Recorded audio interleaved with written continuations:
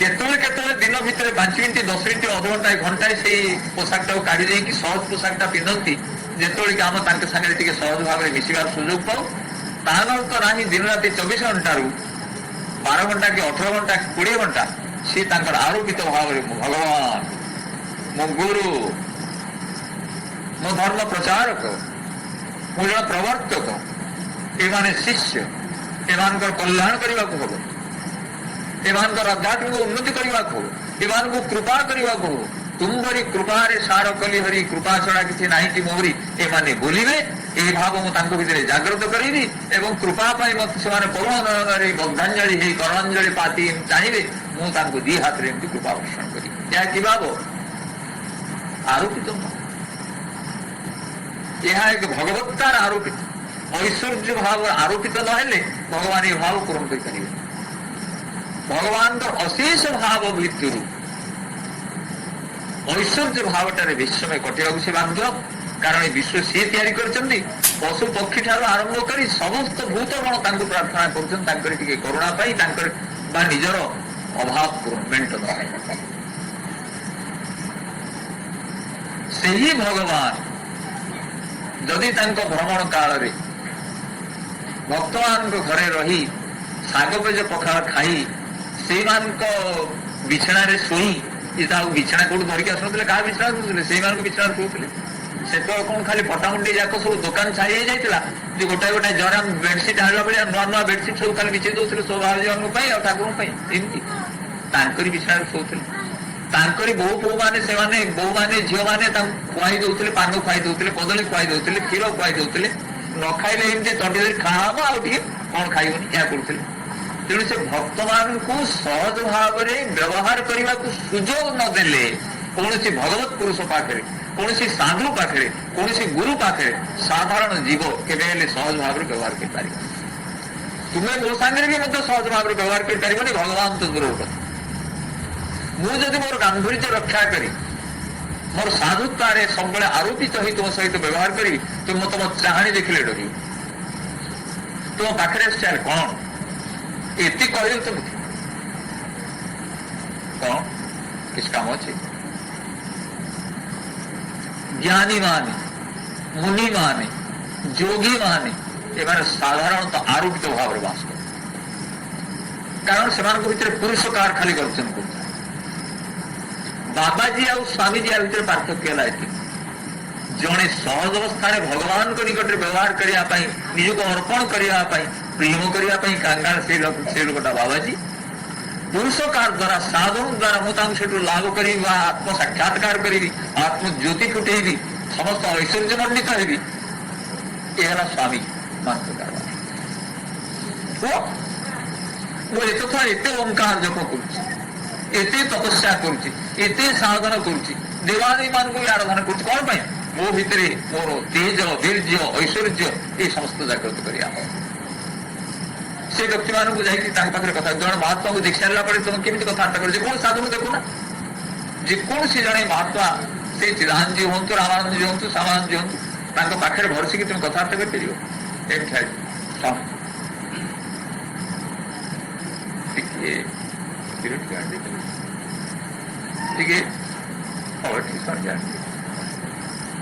स्वामी जी आप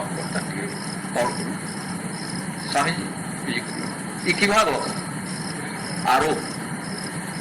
कहीं तुम्हें व्यवहार करुच ना सहज भाव में तुम्हें व्यवहार करना जेहेतु से साधु तुमको से सुविधा देना कारण से एमती आरोपित गांधीर्य साधु गांधीर्य तेज वीर्य गांधीर्य ऐश्वर्य मंडित होती बस कम बिल्कुल कथबार्ता करना खूब मौन अवलंबन कर जहाँफल कि तुम्हें देखी सारा चाणी की देखी सारा स्थिर दृष्टि की देखी सारा पाखे भरसिक कथबार्ता कर आश्रम परिचालना आज सीना 2-3 वर्ष मुझे करूनी ये पूर्व जो आश्रम परिचालन मुख्य भूमिका ग्रहण करुँ से मो सहित कथबार्ता करने समस्त गोटे धारणा है रब्बा बहुत बोधे पाठ पढ़ते कि कौन कर आश्रम परिचालना कर सागे भरसिक कथबार्ता करने समस्त बसिक गोष्ठी न्याय निष्पत्ति कर तेणु क्या कौन दोष दुर्बलता बाहर अमुक सी भी से विषय कथबार्ता करने कि पाखक पशिया सी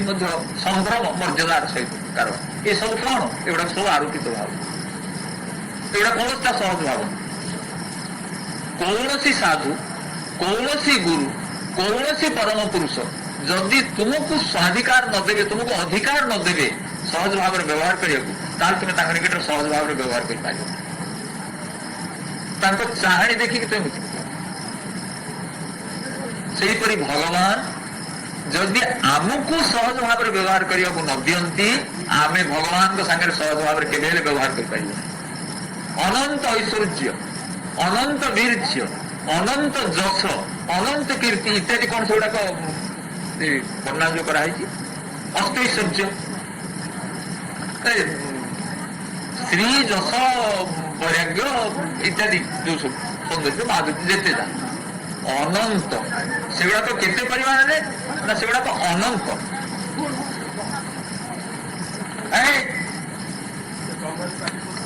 तेणु भगवान से जो ऐश्वर्य गुड़ाक केते ना अनंत जहा आम निकट कि साधु निकट कि गुरु निकट कि हरिभक्त निकट बिंदु हेले तुम्हें भरसी पारुना शक्ति टिके देखिले भरसी पारुना रब्बा पाखे ठिया सब मन कथा जापर मुझे या पूर्व ताश खेलुली मत चाहिए कहे कि या पूर्व तू बसिक समय नष्ट करूँ ताश खेलुलु महिमा पाई बहुत महात्मा था रब्बा को कौन सी कथा एमती जनइले बाबा एमती आपन टिके कौन प्रकार रक्षा करतु मोर से विपद आपद आसी रब्बा टिके गंभीर आखि बुझी अच्छा ने तुलसी टिके पकेट रखता ये जो संभ्रम तुम भीतर प्रकाश पाइबा रब्बा तुमको स्कोप न देले रब्बा भितर शक्ति तेजर प्रकाश देखी भीतर कौन सी साधुर महात्म्यर प्रकाश देखी तुम्हें एभली स्तंभित हो निजको एत छोट आकार रखिए सहित सहज भाव में भावर आदान प्रदान आदौ कर जदि बाबाजी जनक सागर तुम्हें सहज भाव में भावर आदान प्रदान कर जदि निज गुरु पाखे सहज भाव में भावर आदान प्रदान कर तुम्हें कौन भाव भगवान सागर सहज भाव में भावर आदान प्रदान कर केवल से ही व्यक्ति माने से ही भक्त माने जो माने बहु जन्म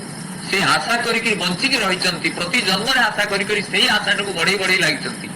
गोटे आशा को मुकुट मंडित कर लगी मुकुट गुड़ाक जमी एमती देउल चुड़ी से आशा गुड़ाक चुड़ी बांधि बांधि गोटाए देउल कर लगी कौन से आशा भगवान सहित केमी सहज भाव में व्यवहार करते भगवान केमती आम सागर सहज भाव में व्यवहार करते अर्थात भगवान केमती आमको आपणार करनियंते मुझे भगवान को आपणार करनियंती से केमती मो कांधरे हाथ पकाते मु केमती सागर हाथ पकाती दिन जाक हाथ धरा धरी केमती चलतु यही प्रकार सहज भाव में भगवान सहित मिसवा जो मान आकांक्षा एवं अविचलित आकांक्षा ताहा कौन सी जन्म प्रतिहत हो प्रति जन्म देउल चूड़ी भाया गोटाए गोटाए गोटाए गोटाए पावछ बढ़ी बढ़ी चलती व्यक्ति मान ही केवल ठाकुर अभिराम परमहंस हूँ जो अवतार हूँ से आसिले से भगवत्ता सहित सहज भाव में व्यवहार कर से भगवत्ता से सुजोग दब हाँ जमी आम कहू जड़े हाथ टेकुची मु कौन कह अच्छा 5 मिनिट गला हाँ कौन कह कौन कारण से बहुत बड़ा हाथ एम टेकिला ये सभारे बस आज्ञा मोर टिक आज्ञा मोर कथा कह फिर 5 मिनिट गला फिर हाथ टेकिला कौन टी कही अच्छा कह टिके बस बस एमती 10 थर हाथ टेकिया कर कौन कहते कौन सेमती प्रति जन्म टिके टिके टिके टिके आकांक्षा कर देउल परा चुली मारिला पर्यंत जाउथिले कौन सी भक्त जी कि यहाकू साधन यहाकू तपस्या बोली मन करिछि यहाकू यही आकांक्षा को बढ़ेबारे लागिछि सेही भली भक्त को भगवान स्कोप बा सुजोग देवा बाध्य हाँ आसी तो देख और सहज भाव व्यवहार अर्थात ताको भगवान एमती रथर से टाणी चाहिए तागरे एमती मधुर मूर्ति उभा हे तागरे एपरी भाव में हसिबे एपरी भाव में व्यवहार करेंगे जे ता भितर स्वतस्फूर्त ही भगवान निकट ऐश्वर्य विहीन सहज भाव प्रकृत तेणु सेहीपरि सौभाग्यवान व्यक्ति माने कटक जिले में भ्रमण काल में पाइथिले। तेणु तंटी धरिकी खाऊन कौन खाइबुन कदली गोटा गोटा खाऊन या बोली कही गोटा गोटा खाऊ। गणपति बोली गोटे भक्ति से गंजाम सी मो बाबा जावा पर देखी जी कड़ी भागवत छपेवा दिगरे पैसा साहाଯ୍य करता ना गणपति कौन बाहर ना कौन साहू गणपति साहू सी जो आसला ठाकुर को विपद कारण से किसी बुझे से कदली कांदी काढ़ गोटाए गोटाए दम फेल गोटी क्या कदली गड़ प्रश्न ना कौन पाए मु बाबा जावा पर देखिली कटक जिलार ठाकुर पुराणा भक्त के जन थे जाइए से कटक जिला मफसर सब जाने सीधा गले से तलमलार गोटे टेबुल टे पड़ा से गले प्रणाम टे कले से किए कुंडे पकेला किए चुम देला सब एमती गेल फेल सब हो सारा से ठाकुर जो देखी पकेले जमी प्रवास जगह गोपी मान देखिले कृष्ण अवस्था जमी हुए सेमती अवस्था है। कृष्णवा पंचाणी बोली आश्रम दी जन विशिष्ट सन्यासिनी जो मैंने आश्रम परिचालना समस्त विभाग बुझुते से टेबुल सामने कांथ कड़ू ठिया एमाने आदौ भ्रूक्षेप नक ठेली पेली होकर सियाड़ को पशि जाए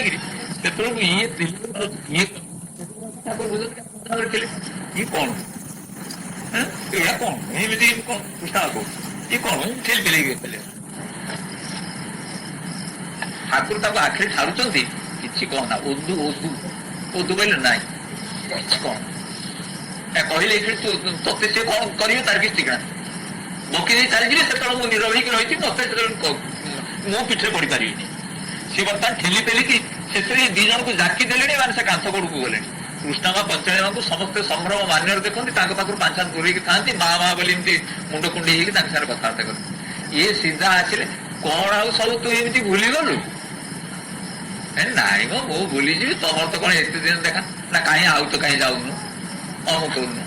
या बोली कहीकि किए पान खाइला किए कदली आला खाइला ये काठ भूत दारू भूत मरारी आंकर निजत्व किसी ना जे जहा कर चलीगला एमती से किए गोटे एमती होकर कृष्णमा टे बिरबिर होकर मुह कर कौन एमती हो दिशु नहीं से उत्तर कौन दौरान शुण कहला कौन किलो मा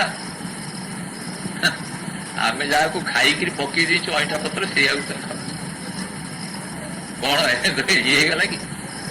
माँ मुहूर्त तो एड़ी टेगला ये आम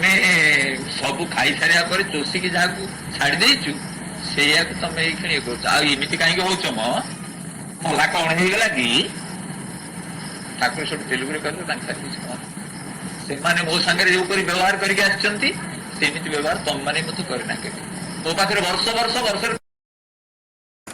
वर्ष 360 दिन लेखा एत वर्ष कटेच किंतु एपरी व्यवहार तुम कौ दिन कर से जहाँ चाहूले ठाकुर हिंदुपुर थिला बेले गोटे कड़े सब किए डाकिले हरिजन मैंने आसिले आउ किए कौन डाकिले से बारी सीधा घरे सिकुड़ लगेदेले चांदी पकईदे माइपी मैंने सब गोटे गोटे पनिकी धरिकी बसिल कहले किए आसी ठाकुर आम देखुनी अंडा मैंने सब घर भर लड़े ये माइप मैंने अंटार लुगा भिड़ी देकी पनिकी गोटे गोटे धरिकी युद्ध करेंगे ठाकुर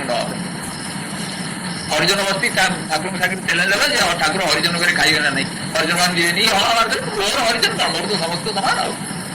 आपर दिन सका बाजा ढोल फल बजेक आस ठाकुर नहीं ये शिकुड़ी पकई दी घर उपर बसी किए पीढ़ा बसी दुआरे सब अंटार सब लुगा भिड़ी पनिकी धरिकी अस्त्र तो सब बड़ अस्त्र धनुष बाण हो पनिकी सेपरी यही जो भक्त मैंने सहज भाव में व्यवहार कर पारती भगवान साहित्य से कम से जन्मर साधना से बहु जन्मर साधना ये जन्मर फलवती होची से भगवान को परम पुरुष को घरे पाई कोलेबे काखेबे खुआइबे ये अन्न थाली पाखे बसिकी गुंडा गुंडा खुआइबे से पार्टी हाँ करुवे खुआई दौथे गेल करुवे शुआऊे राति 2टा पर्यटन बसिक गपुवे सागे डाल बाकड़ खेलुवे कांधरे चलुवे बाली पोती दौथे यह करुगुड़ा है भगवान सहित सहज भाव तुम तो जन बालाजी सहित सहज भाव तुम कामना ना भगवान कथा छाड़ तुम कामना केवल केमी ଭକ୍ତର ଐଶ୍ୱର୍ଯ୍ୟ ପାଇବ, ନହେଲେ ଜ୍ଞାନୀର ଐଶ୍ୱର୍ଯ୍ୟ ପାଇବ, ନହେଲେ ଯୋଗୀର ଐଶ୍ୱର୍ଯ୍ୟ ପାଇବ। କୌଣସି ନା କୌଣସି ଏକ ଐଶ୍ୱର୍ଯ୍ୟ ତମର ଦରକାର। ତାହା ତୁମେ ପୁରୁଷକାର ଆକାରରେ ହଉ ନହେଲେ କୃପା ଆକାରରେ ହଉ, ତମେ ଛିଣ୍ଡି ଜାଣିବାକୁ ଚାହ, ମତେ ଐଶ୍ୱର୍ଯ୍ୟ ଦରକାର, ମାଧୁର୍ଯ୍ୟ ମତେ ଦରକାର ନାହିଁ, ସୌନ୍ଦର୍ଯ୍ୟ ମତେ ଦରକାର ନାହିଁ, ମତେ ଐଶ୍ୱର୍ଯ୍ୟ ଦରକାର। ତେଣୁ ଭଗବାନଙ୍କର ଏଇ ଯୋଉ ମାଧୁର୍ଯ୍ୟମୟ ଲୀଳା କଟକ ଜିଲ୍ଲାରେ ହେଇଥିଲା ବହୁ ବର୍ଷ ପୂର୍ବରୁ, ଯୋଉଥିରେ କି ଇଏ ଭକ୍ତମାନେ ତାଙ୍କର ଖେଳ ସଙ୍ଗୀ ହେଇଥିଲେ, ତାଙ୍କୁ ଘରେ ରଖି ସେବା କରିବାର ସୌଭାଗ୍ୟ ପାଇଥିଲେ, ସେଇଟା ବଡ କଥା। ଏବଂ ସେଇଭଳି ଏକ ସ୍ଥାନ ଜୟରାମର ବାପା ଯେ ଭଗବାନ ସାମଲ ଥିଲେ,